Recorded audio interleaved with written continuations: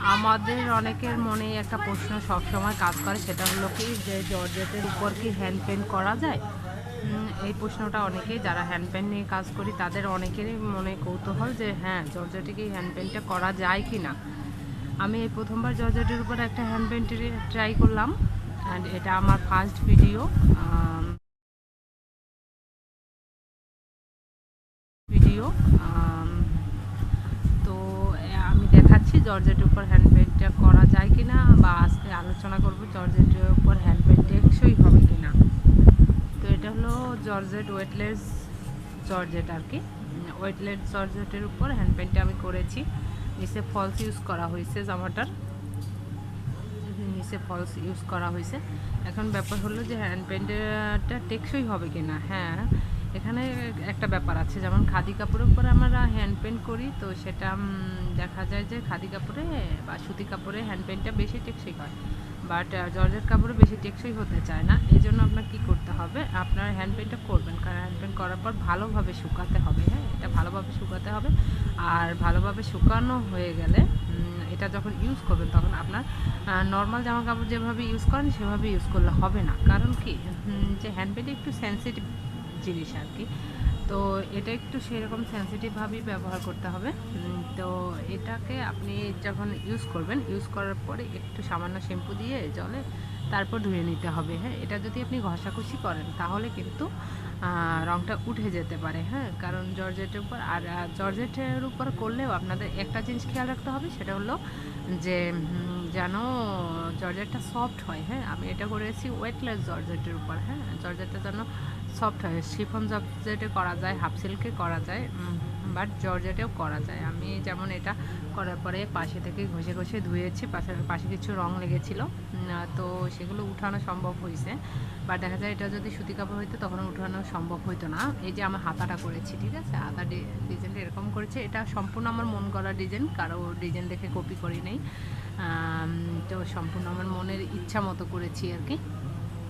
তো এটা হলো যে করতে হবে, সেটা হলো সেন্সিটিভ অবস্থা ব্যবহার করতে হবে। আপনি যদি কারো অর্ডার নিয়ে জর্জেট ড্রেস করে দেন তাহলে তাকে অবশ্যই পরামর্শ দিতে হবে যে আপনি যখন এটা ইউজ করবেন তাহলে এটাকে সেন্সিটিভভাবে ব্যবহার করতে হবে। ব্রাশ দিয়ে ঘষা যাবে না বা বেশিক্ষণ পানিতে ভিজিয়ে রাখা যাবে না। হ্যাঁ, সরাসরি এটা ইউজ করার পর সামান্য শ্যাম্পু দিয়ে ধুয়ে ফেলতে হবে, কারণ এটা তো এমন না যে নোংরা হয়ে যাবে, ভিজায় রাখতে হবে এক রাত এরকম। তো সেন্সিটিভ অবস্থায় ইউজ করলে আমি মনে করি যে জর্জেটটা অবশ্যই হ্যান্ড পেন্ট টেকসই হবে।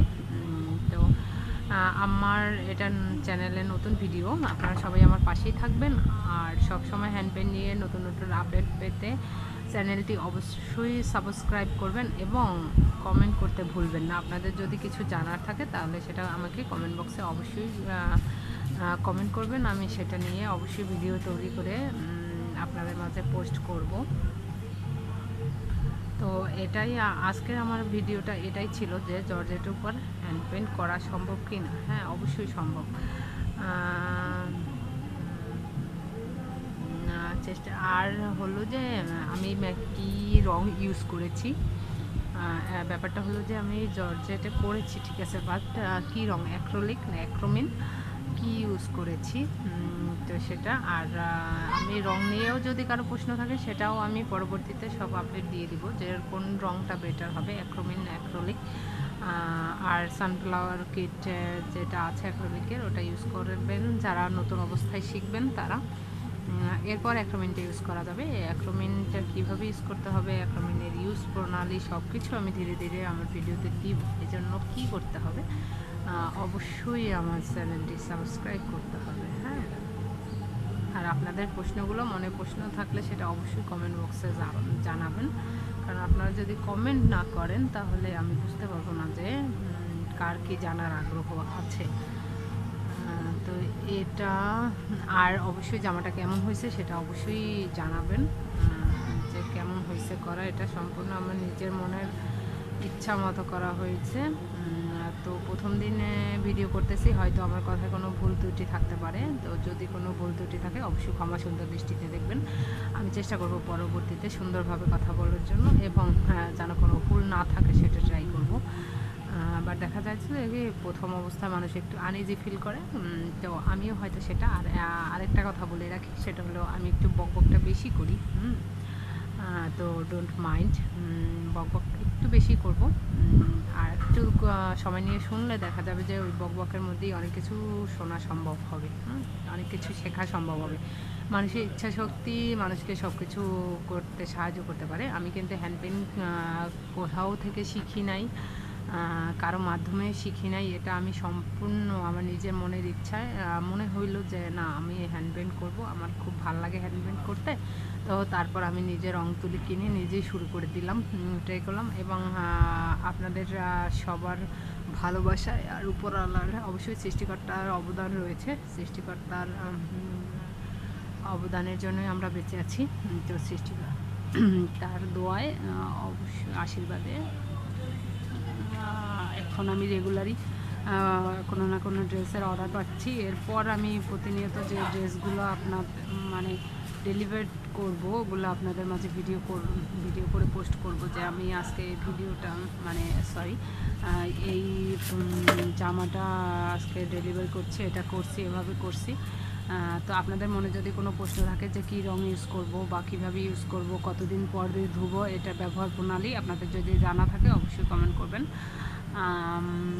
আর হলো এই জামাটা আমি আজকেই পাঠাই দিব কুরিয়ার করে, তাকে আমার সব কিছু বলা হয়ে গেছে। আর একটা কথা কি, আপনার যখন একটা ড্রেস করবেন তখন ওটা কাস্টমারের হোক আর নিজের হোক, হ্যাঁ, ওইটা সম্পর্কে মূলত ধারণা রাখতে হবে। ধারণা না রাখলে কখনোই একটা প্রোডাক্ট সঠিকভাবে ইউজ করা সম্ভব না। ঠিক আছে, আপনার কাস্টমারকে ধারণা দিয়ে দিতে হবে যে এটা এভাবে করলে খুব ভালো হবে বা এটা এভাবে ইউজ করবেন, তাহলে দেখা যায় বিড়ম্বনা আপনিও পড়বেন না, সেও পড়বেন না। তো এরপরে যে জামাগুলো আমি করেছি সেগুলো আস্তে আস্তে ভিডিও পোস্ট করবো। আর যেগুলো পাঠানো হয়ে গেছে, ডেলিভারি দিয়ে ফেলেছি, সেগুলো তো দেখানো সম্ভব না।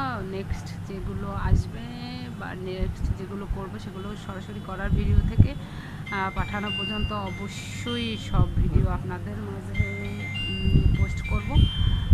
তো সবাই ভালো থাকবেন, সুস্থ থাকবেন, সবার জন্য শুভকামনা। এবং সবাই আমার জন্য একটু দোয়া বা আশীর্বাদ করবেন যাতে আমি ভিডিওগুলো ভালো করে করতে পারি, কথাটা যেন ভুল না হয়। আমি আবার বলছি, আমার কথার মধ্যে অনেক ভুল আছে, আমার ভুল ত্রুটিগুলো ক্ষমা সুন্দর দৃষ্টিতে দেখবেন।